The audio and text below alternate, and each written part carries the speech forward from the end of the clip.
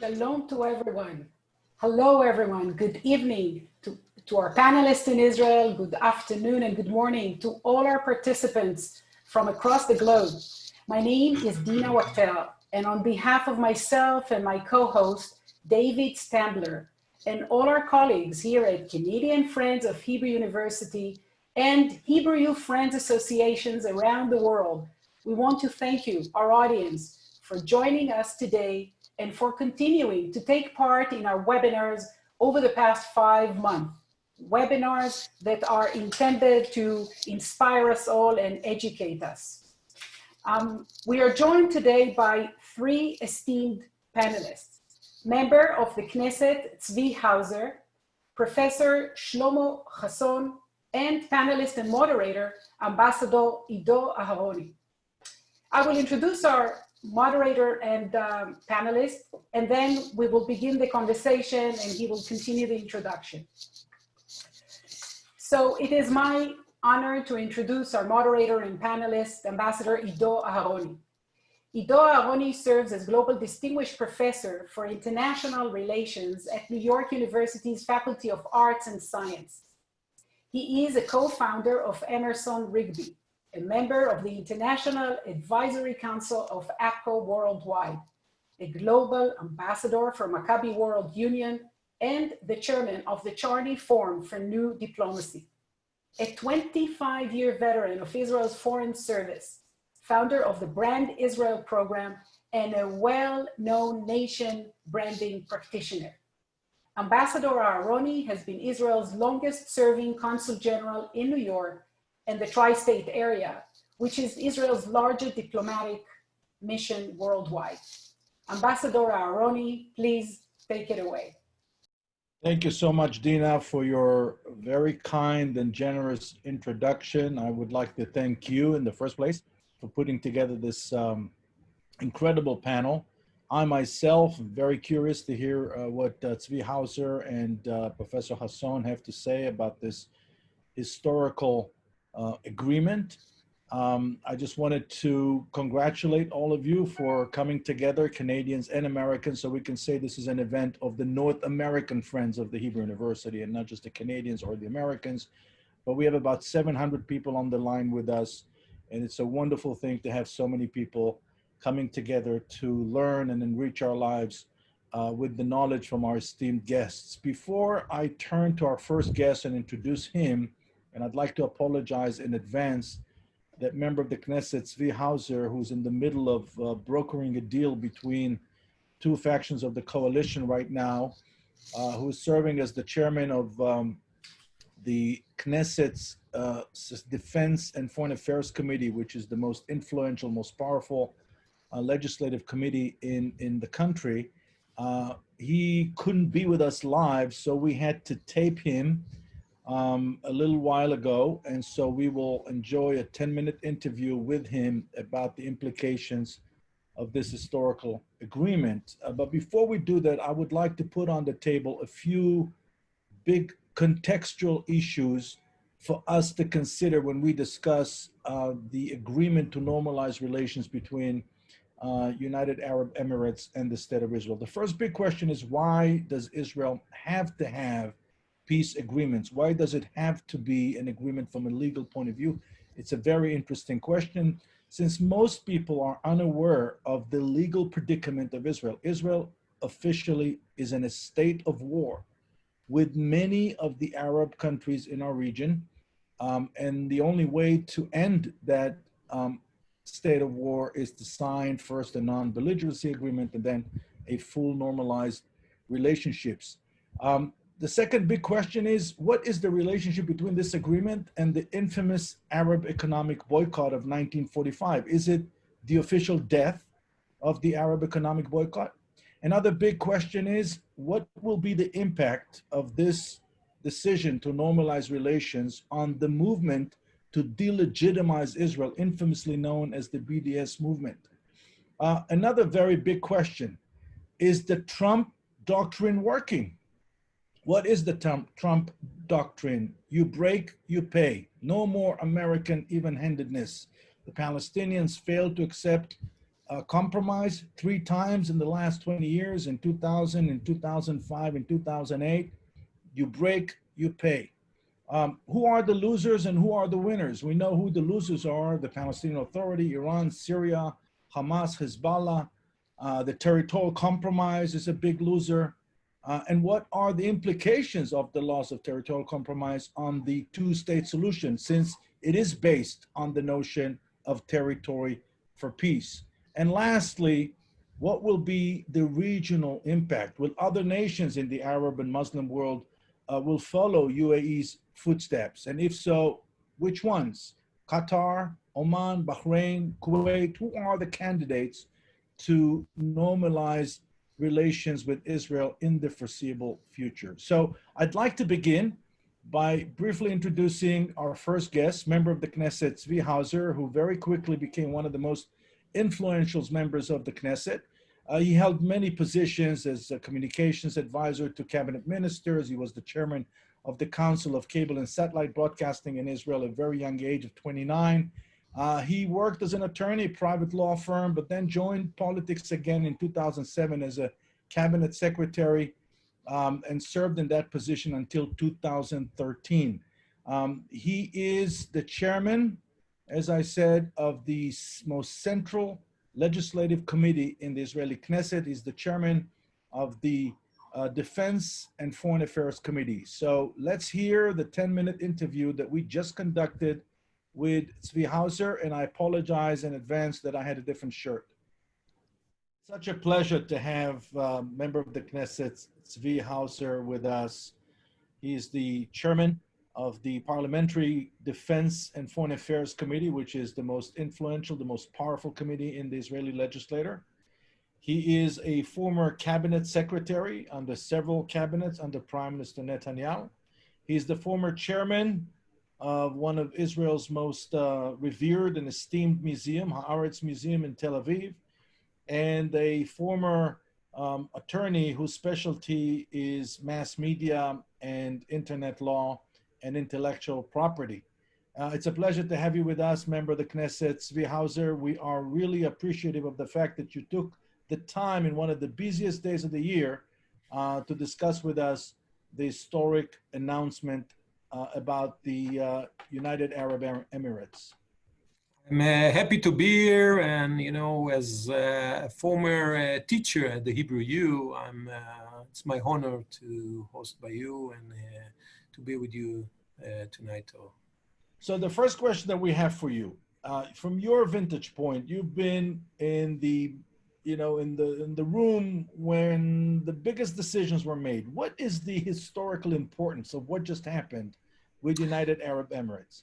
Yes, I think that, for many, many years, we talk about the new Middle East. That's really the new Middle East, that if I compare this peace agreement to our former important and strategic peace agreement with Egypt and Jordan, I can say, somehow that the peace with Egypt in Jordan is, first of all, and mainly, I say, non-war agreement. It's very important to our budget when we are talking about collaboration or cooperation aspect of business. As we all know what is mean peace, the Emirate agreement is totally different. I think first time we have an opportunity really to influence in the Middle East. First time it seems that we really can contribute to the region. This peace, it's important for the region, is important for Israel. I will give you, in the numbers, I think the Emirate import around $270 billion per year. So if Israel will export, and we have a lot of things to export to the Emirate on 4%, 3%, it will change the Israeli economy. And if I can do it, if I can say it in one sentence, I think first time we can move from startup nation to impact nation. And this will open the gate to this new position. And I think it's very important as historical.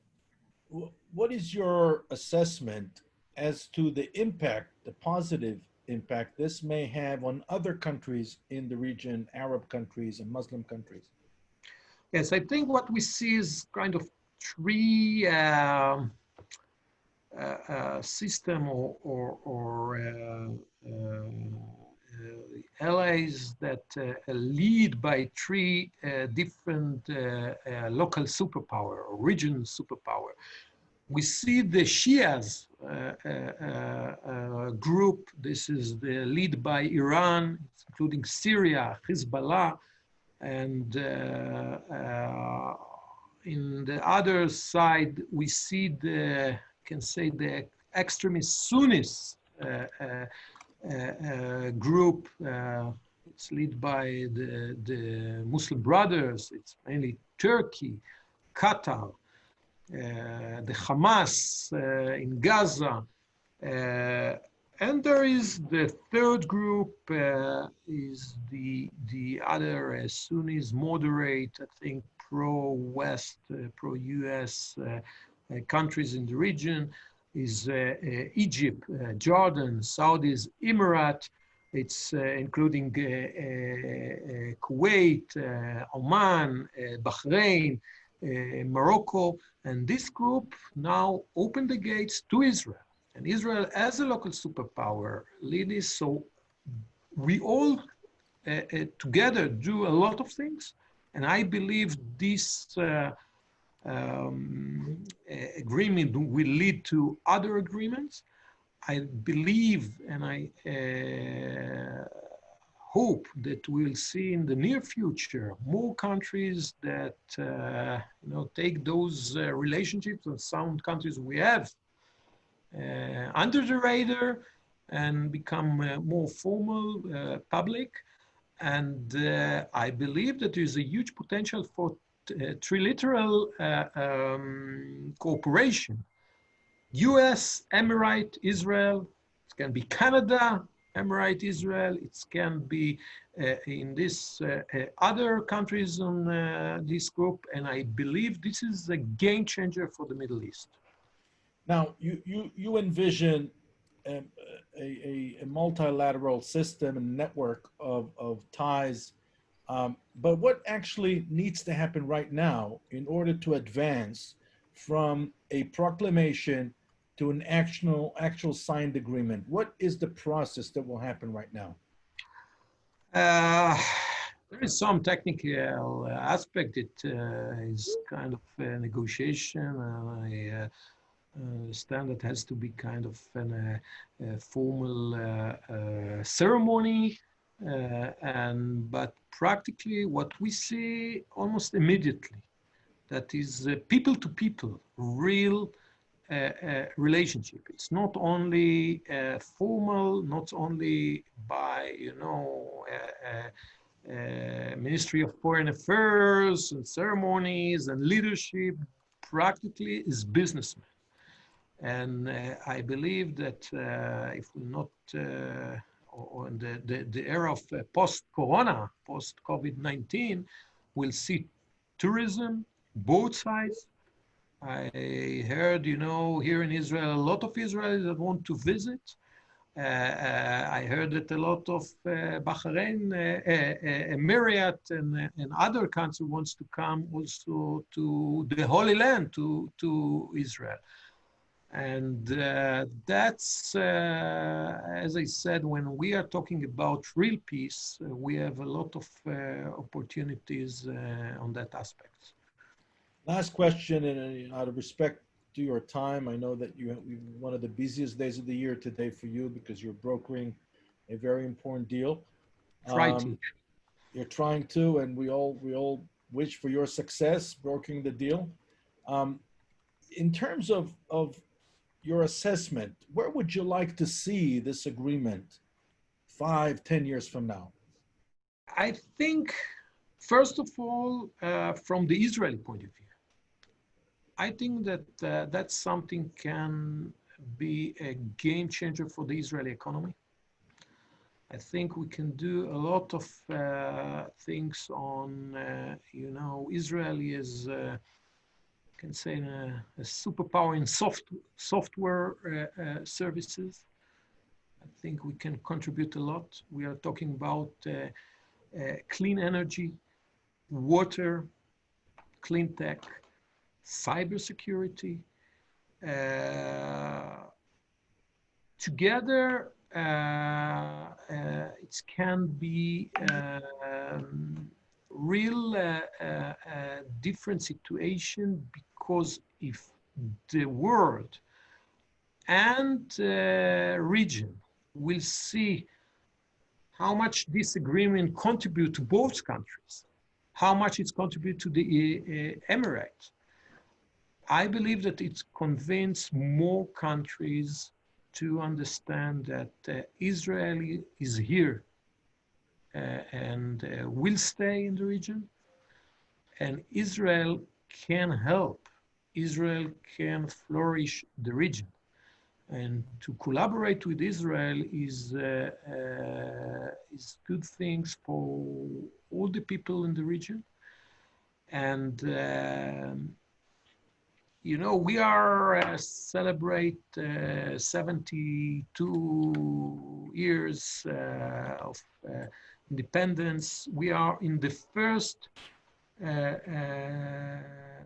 century of the Israel independence. I believe we are in the, I used to say, in the last quarter of the first 100 years. I think the last quarter will look like totally different as we saw the first 3 quarters, in what we see as the understanding of more and more people in the region that Israel is here, is a fact, and they have to change their state of mind and collaborate with Israel. And on this happy note and this optimistic note, with your projection for Israel in Q4, as many business people on the call would relate to, Israel is entering Q4. I wanted to thank you for the time. I know this has been a very busy day for you, and we can't thank you enough for doing this for us. Thank you so much. Member of the Knesset, Tzvi Hauser, the chairman of the Foreign Affairs and Defense Committee. Thank you so much. Thank you very much, and I hope to see you all soon.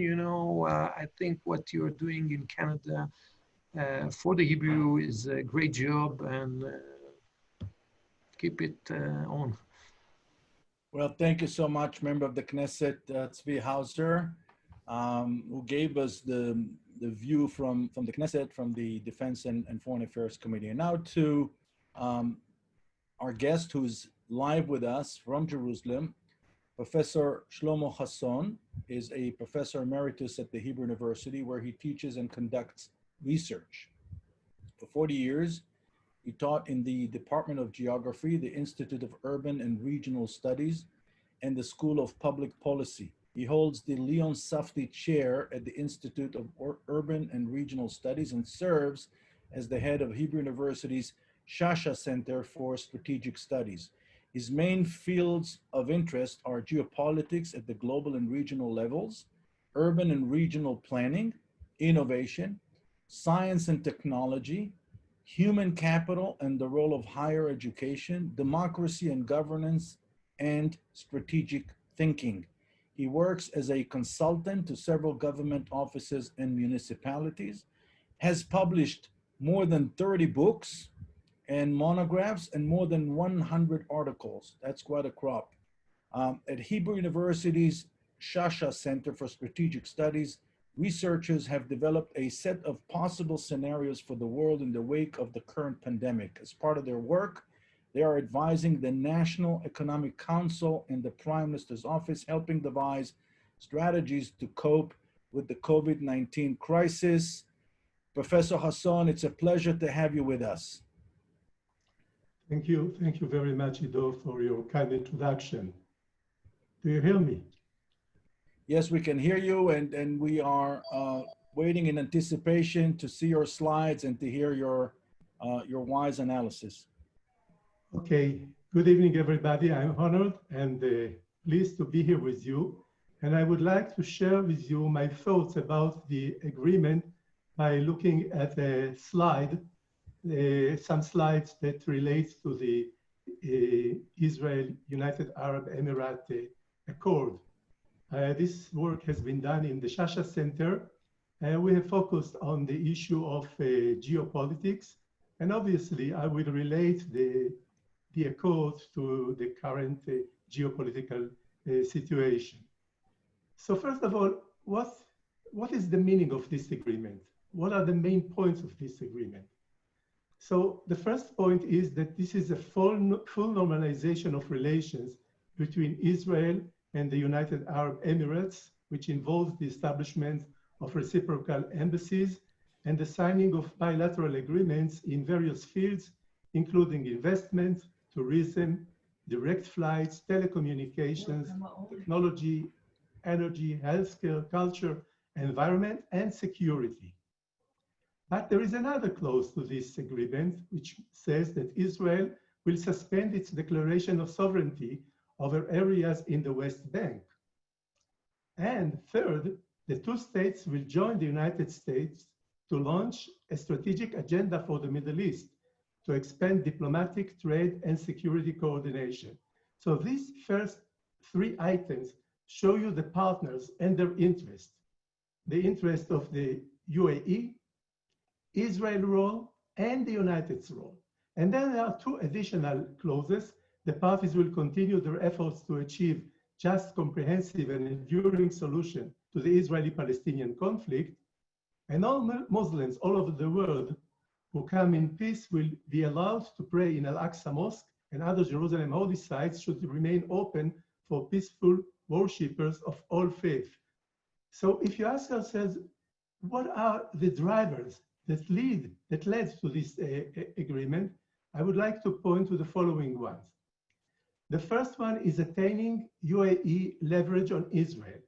The UAE initiative was to cancel the Israeli annexation of part of the West Bank. And second, the UAE may have some influence on Israel's future behavior towards the Palestinians. The second reason for this agreement has to do with the coming presidential elections in the United States. Some people say that this is a dramatic achievement for President Donald Trump. Some people may argue that this is the only achievement that he had in foreign policy, but no doubt this is an achievement. And obviously, it's going to improve the relations between the United Arab Emirates and the United States, and to improve Israel's geopolitical, economic, and diplomatic position in the region. But if you look at the four factors that we have here, there is no doubt that the United Arab Emirates played a leading role in moving forward this agreement. And I would like to describe in some details this state. It is located in the Arab Peninsula, on the eastern corner of the peninsula, right here.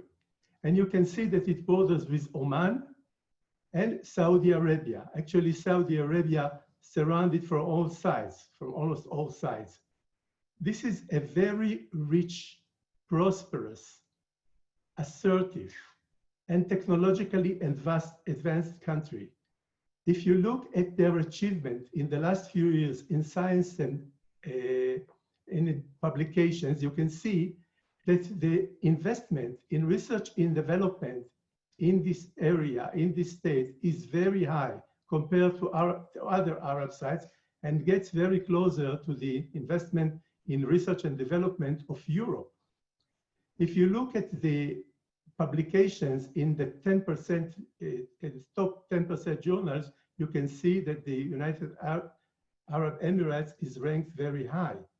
And when you look at the number of publications, it is the leading state in the Arab world. So in other words, this is a very advanced country, very ambitious country, very rich. It ranks 7th in the world in terms of GDP per capita, over $70,000 per person. Canada, for example, is only 24th, Israel 35. And if you look at the tallest building in the world, it's located in Dubai. And this is the metro of Dubai. These are something that we can envy here in Israel and in many other countries as well. But the question that has to be asked at this point, and I think, though, that you have mentioned some of these questions, what are the global, regional, and local impacts of this agreement? What will be the implication? And I would like to start with the global implication, because as you have seen in the agreement itself, it is mentioned that the two countries, Israel and the United Arab Emirates, will work together with the United States to promote the United States agenda. So what is the United States agenda? You asked, what is the Trump doctrine? The Trump doctrine right now is that we are in a situation of great power competition, especially with China and then with Russia. And we have, in order to understand this competition, we have to look at the Belt Road Initiative of China. This is the road, the maritime road, that goes from China through Asia, the Middle East. They have a port, Khalifa Port, which is in Dubai. They get to Djibouti, they get to the Suez Canal. They have ports in Israel, Ashdod and Haifa, then Athens. This is the maritime road. And obviously, they have access to two major maritime routes, the Persian Gulf and the Bab el-Mandeb right here. So the United States is very much concerned about these global aspirations of China. It is much concerned about the regional dominance of China in South China Sea. And therefore, the United States is trying to create a counter bloc. Obviously, the two states are affected by the pandemic, by the corona, and by the economic crisis. If you look at the economic crisis at a global level, it leads to a contraction of the world economy by almost 5%. In the crisis of 2008, it was less than 1%. But look at the figures here. The United States economy is going to contract by 8%, while China economy, on the other hand, is going to increase, to rise by 1%. So once again, China is leading. And therefore, the United States finds itself in a great power competition with uneasy terms. And there is a great chance now that we will move from the great power competition to the beginning of a new Cold War. In the great power competition, we have trade war, we have protectionism, deglobalization, populism, authoritarian regimes. But if we move to the new Cold War, we may find ourselves in a global fracturing and struggles between camps spanning trade, technology, diplomacy, security, and ideology. And my argument is that we are moving in this direction. We are moving from great power competition, where we have struggle between the United States and China that spans every walk of life, to a new Cold War situation where we have intensified struggle between the two superpowers. And in preparing for this war, the United States builds now its club in the Middle East. So I see the current situation, the current agreement, as an American attempt to create an Arab camp.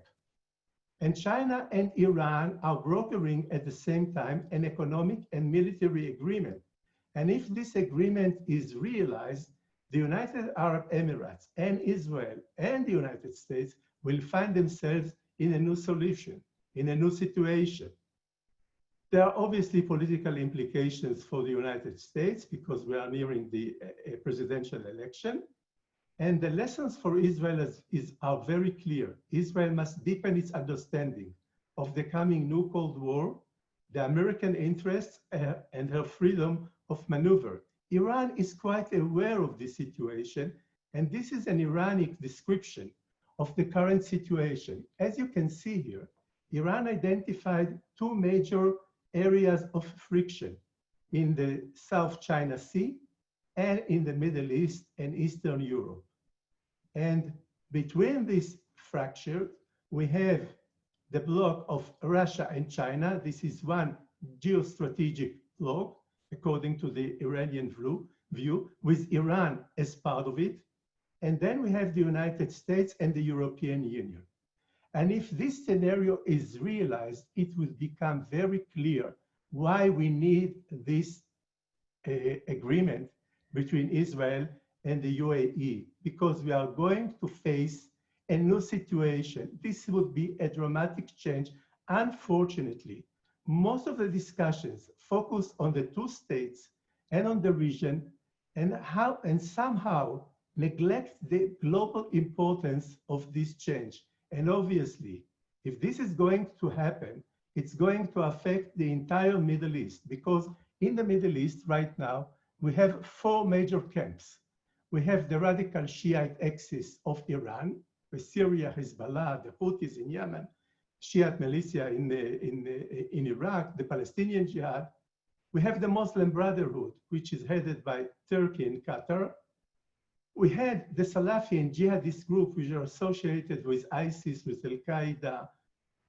And we have the moderate Sunni axis of Saudi Arabia and the United Arab Emirates. And Israel is joining forces now with this camp. Obviously, there are many divisions within this camp. But this camp is the camp that serves the interests of the United States. It is not isolated. It's not the region that plays global politics. It's the global that plays the regional politics. And what we have right now in the region is Iran, with a policy of intervention in Iraq, in Syria, in Gaza, in Yemen, and we can see the bases in Syria.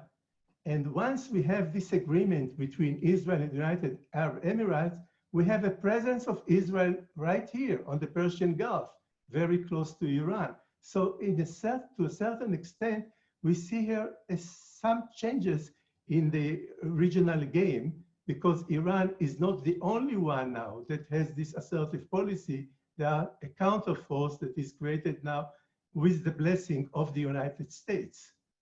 But when we talk about it, we have to remember that things are not so smooth, in the Middle East. If you look at the GDP of the Gulf countries over the last 20 years, you can see the trend. It is declining all over. In every country, it is in a process of decline.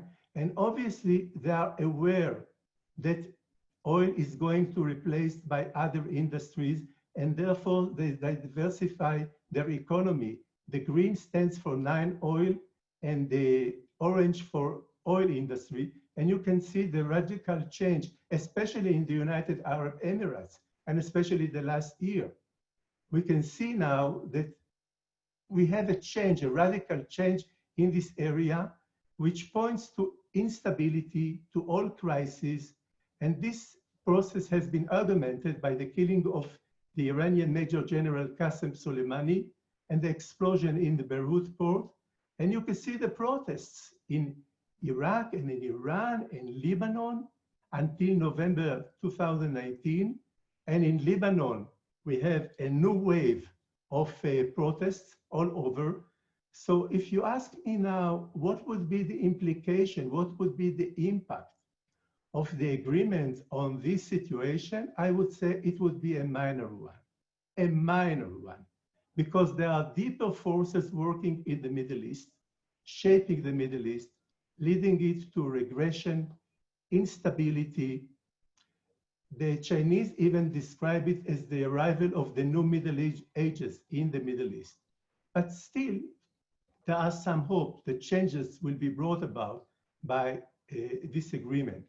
When we look at it in a wider perspective, we have the great power competition and a situation of anarchy, which is the prevailing situation right now in the Middle East. There is internal instability in the Middle East, regional struggle, terror, failed and divided states, and the great power are fighting each other. And in spite of the pandemic, in spite of the economic recession, they didn't find any way to compromise and to work together. And we might find ourselves in a new situation, in a new Cold War. And in this situation, the Middle East will turn into a zone, an influence zone of the superpowers. So when you look now at the visits, the the frequent visits of the Secretary of State, Mike Pompeo, in Israel and the Emirates and in other countries, you realize that the United States is working very hard to create its zone of influence in the Middle East. They are trying very hard to create the zone of influence in the Hindu Pacific area with India, Japan, Australia, and Vietnam. And the world is fracturing now and moving in this direction. And instead of talking about sovereign states, we may talk about influence zones. And we have to wait and see what happened with Biden. Would it change? Would it move for the better? Would it move in this direction of a multipolar world or balance of power when the two superpowers cooperate and work together in order to deal with the current crisis, the health crisis, the climate crisis, the technological crisis? There is a lot of things, of issues in which the two superpowers can cooperate. Unfortunately, at the moment, they are moving from great power competition to a new Cold War. And when we look at the agreement in this perspective, regional perspective, we see that this is a major geopolitical achievement for Israel because it strengthens its geopolitical position vis-a-vis Iran. And the two states, Israel and the UAE, see Iran as a serious and enduring security threat, and both are hostile to political Islam, which is led by Turkey. And obviously the opposition to the agreement is coming from Iran and Turkey and the Palestinians. In terms of cooperation, you asked Ido about the meaning, the implications for Israel. Obviously it leads to cooperative relations, but the cooperative relations existed before the agreement. Now these relations are coming to the open, and they span intelligence and technology and military and business and politics. And obviously in the next few years, we will have access to the giant economy of the Gulf and a partnership with the most advanced Arab country. And the UAE will have access to Israel technology, agriculture, military, and it can be expanded to other fields like the corona, climate change, and technology. And in terms of diplomacy, this is an important diplomatic step towards acceptance of Israel into the region. It is a boost to the ongoing cooperation between Israel and pragmatic Sunni camp that opposes Iran and Turkey. And other immediate candidates should join in the next few years, maybe Bahrain or Oman. There is no doubt that Saudi Arabia is there behind the scene. I don't think that Saudi Arabia will join us soon because they are the guardians of the holy places. They are responsible for the Arab League initiative, which says that first of all, Israel has to end the occupation. There will come normalization. So I guess that we need the blessing of Saudi Arabia, but Saudi Arabia will not be there in the next year or two. And finally, I would like to get to the local level. At the local level, we are dealing with the relations between Israel and the Palestinians. And you can see the map of Annapolis. This is the area that was offered by Ehud Olmert to Abu Mazen, and he declined it. Please note that this area, the yellow area, contains the Jordan Valley. And this is the map produced by Donald Trump. This is the vision of peace.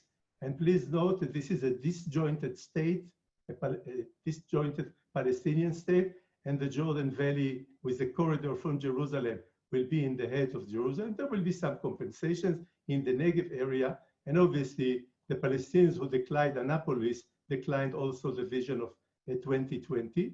So what is the meaning of this agreement in a local perspective? It means that the agreement includes a clause that according to which Israel will suspend its plan to annex part of the West Bank. And this issue is for now removed from the table.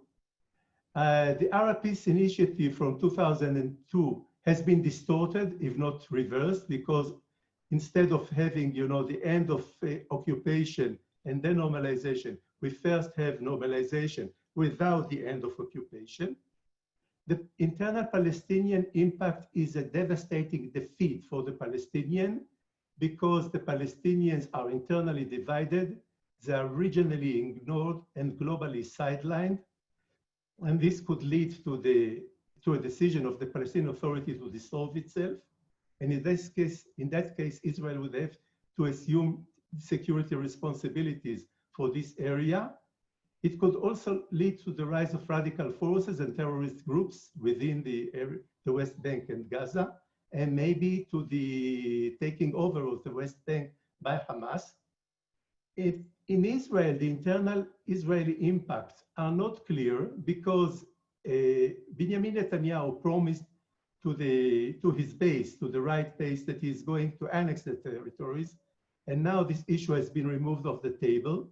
So he's very proud that he brought peace to Israel. He compares himself to Begin and Rabin, and maybe he's right in doing that. But his supporters are not coming from the left, they are coming from the right. So to sum up, what is this agreement? I would say, given the global, the regional, and the local situation, it is for sure not a game changer. There are fundamental, deep processes that are taking place at the global regional level, and I don't think that this agreement is going to change the game, but it is a signal of a coming global and regional transformation, and this is an indication of the dramatic transformation at the global and regional level. Thank you. Thank you so much, Professor Hasson. This was an incredible overview.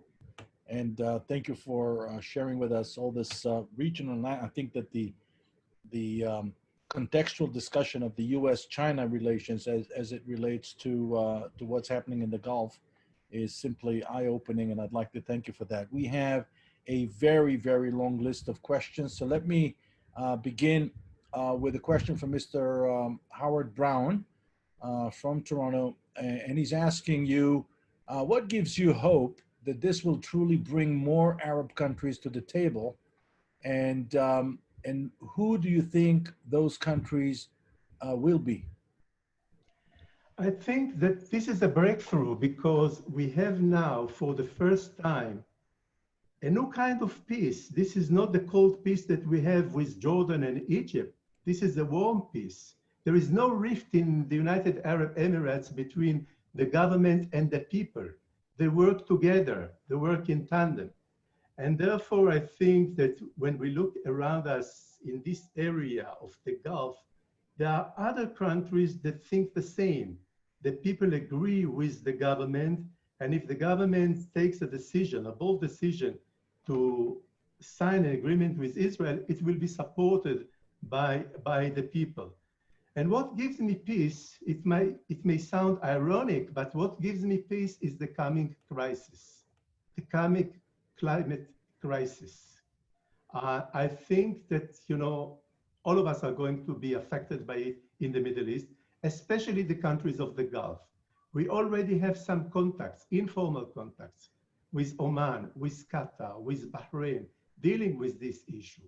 So this crisis gives us some hope of cooperation in terms of water, in terms of agriculture, in terms of food. Another thing that may shape, the view of the people in this area is the behavior of Iran. In a way, we have a coalition here. You have to remember that the Gulf Council cooperation was created in order to tackle Iran, to stand against Iran. And here they have a partner. So given, the troubles of the Middle East, I would say, I see a new path here on the part of the Arab states to create new alliances, and Israel is a major partner, obviously with the blessing of the United States.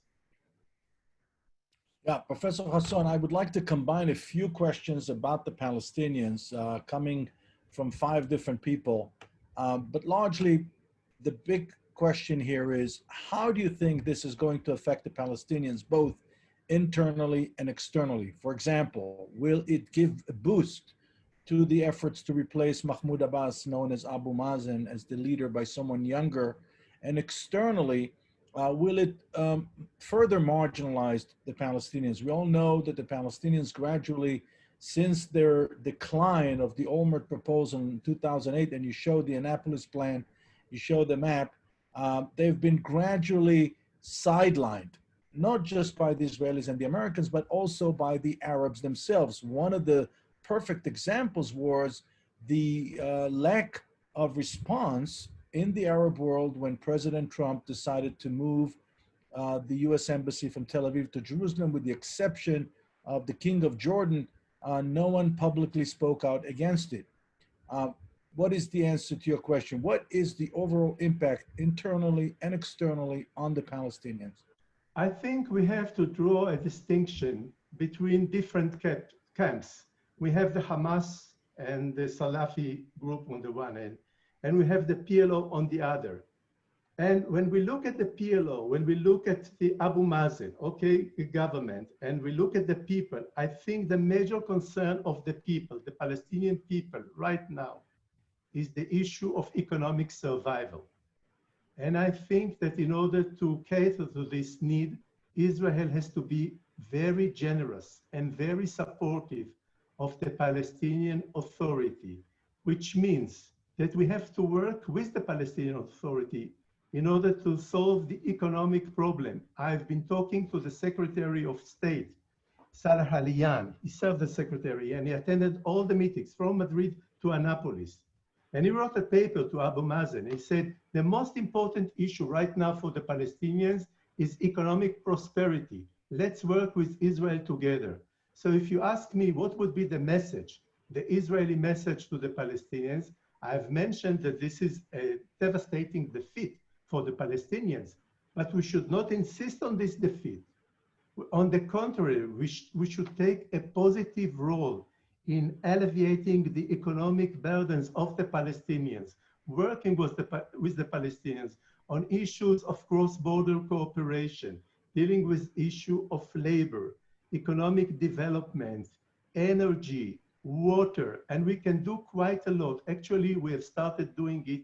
Last year, we have been invited by the government of Sweden, a Palestinian group and an Israeli group. And at the moment, it seems to work on this issue. And at the moment, it seems irrelevant. My answer is, yes, it is very relevant. This is the right time for the IDF, for the Israeli cabinet to work with the Palestinians in order to improve their conditions. And as you have seen in the agreement itself, it is mentioned that the United States and the United Arab Emirates and Israel would try to find a just and enduring solution to the Israeli-Palestinian conflict. I think it would come again to the table, but it would take time. You are right. Maybe after Abu Abbas, I don't think that he would stay for long there. There is already an inheritance conflict right now in the Palestinian Authority. But once he is replaced, I hope that there will be a leader who will say, okay, let's open it again and start with negotiating, a new kind of agreement.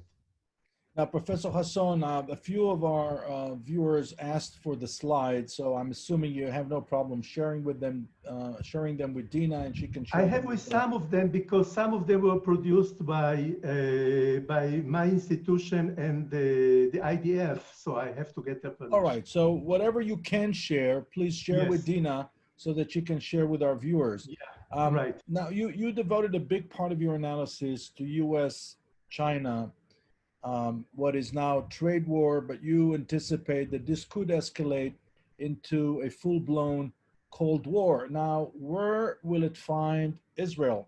It seems like Israel is going to be caught between a rock and a hard place. And what would be your recommendation? Right. What would be your recommendation to Israel? Yeah, you're absolutely right. Israel finds itself in a very difficult position because we have good relations with China. We have economic relations with China. We have technological cooperation with China. We have good relations with Russia. People may be surprised, but we have good relations with Russia.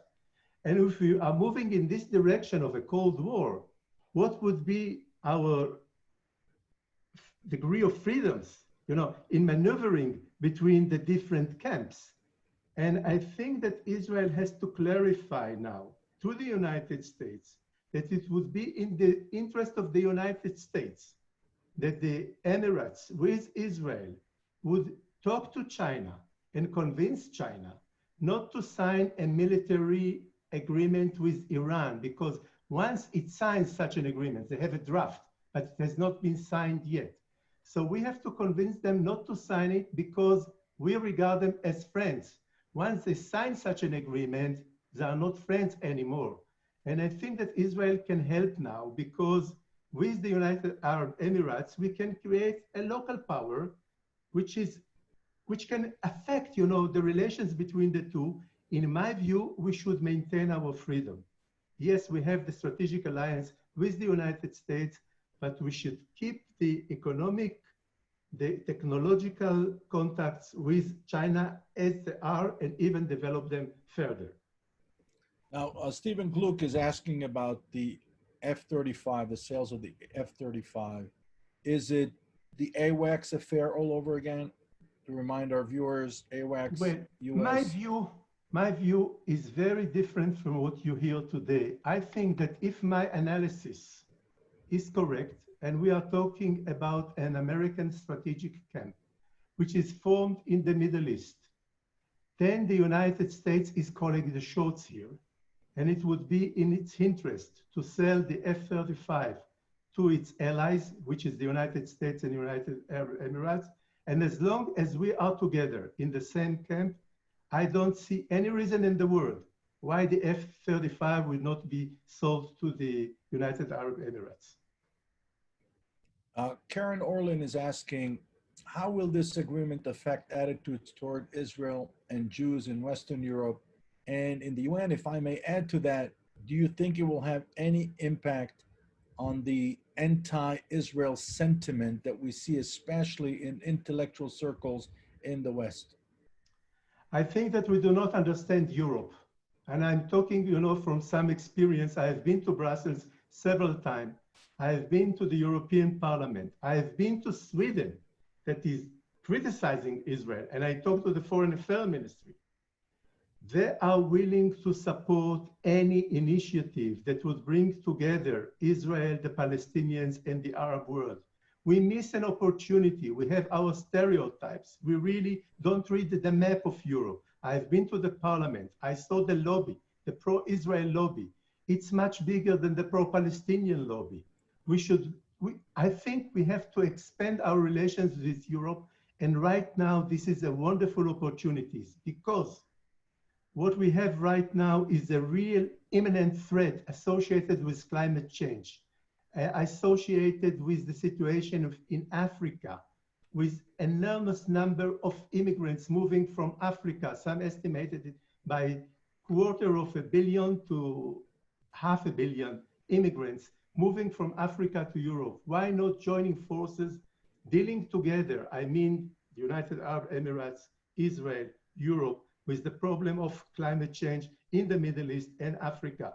We have to come up with a new creative agenda for the region, for Africa and for Europe. And in my view, we can find excellent partners in Europe. Actually, we have to change our policy because my view of Europe is that Europe is a real ally.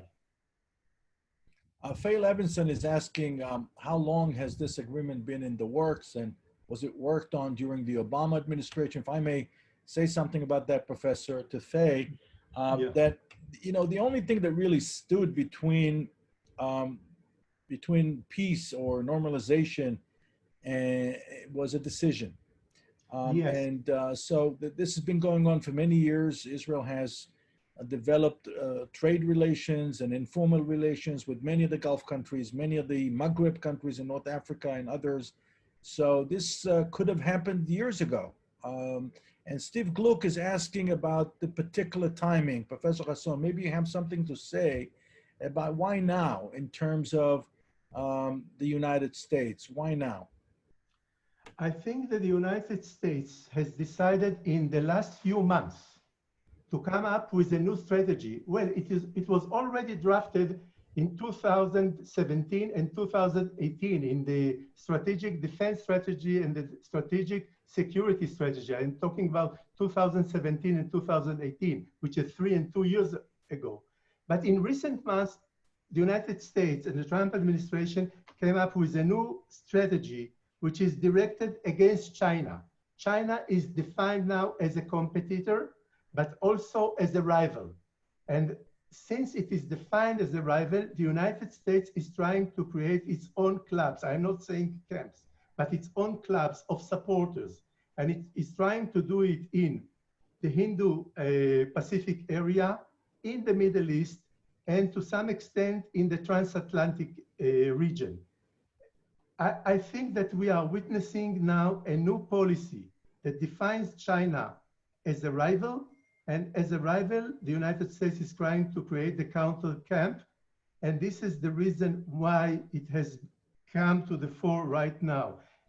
President Trump talked about it in Riyadh in 2017, but now when the United Arab Emirates looked at the Israeli policy and they realized that Israel is going to annex some parts of the West Bank, they say, okay, maybe this is the right time, with the blessing of the United States, with the support of the United States, improving our position vis-a-vis the United States, let's have it right now. So I would say that the necessary conditions were right there from 2016 or 17, but the sufficient conditions were produced right now with the decision of the United Arab Emirates and the blessing of the Saudi Arabia. Do you anticipate any eruptions of anti-Israel sentiments throughout the Arab world, especially among radical Islamists? I think that we have radical Islamist groups. I've mentioned them. These are the Shiite groups. These are the Muslim Brotherhoods. You can see the criticism coming from Turkey and from Iran. And obviously, they are against the agreement. But I think about the people in the street, the ordinary people, when they see that the Emirates has joined Israel and is working together, they may ask themselves, why don't we do it, in our country? Why not in Oman? Why not in Bahrain? Why not in Qatar, perhaps? And I see the beginning of change here. It will take time. The rift between the government and the people is still there, especially in Egypt and Jordan. But in this area, I think this is a different situation. And maybe we should start from the periphery and then get to the center. Well, thank you so much. We are approaching the hour mark. I wanted to thank you very much for giving us the time and really sharing with us your amazing insights about the region. I think you provided us with not only a geopolitical view, but also with a deep understanding of the economic forces in play here, which are very, very important. I would like to thank you, Professor Hasson, on behalf of all of us. I'd like to thank member of the Knesset, Tzvi Hauser, and of course, our dear friend, Dina. I turn it over to you, Dina. I know that there are many, many questions here. We would have to take a few hours to answer all those questions, so I apologize in advance to all of our friends, but hopefully during our next webinar, we'll be able to continue this very productive conversation. Thank you so much, and back to you, Dina. Thank you very much. Thank you, Ido, and thank you, Professor Hasson. You provided us, as always, with much food for thoughts. So we will see this as a meeting to be continued. I want to thank all our participants for keeping coming back to us and continue to come in the future. If you have any desire to see, we will post this on our website in a few days, and we are happy to stay in touch with all of you. Toda rabba, and have a wonderful evening in Israel and a great day wherever you are. Shalom.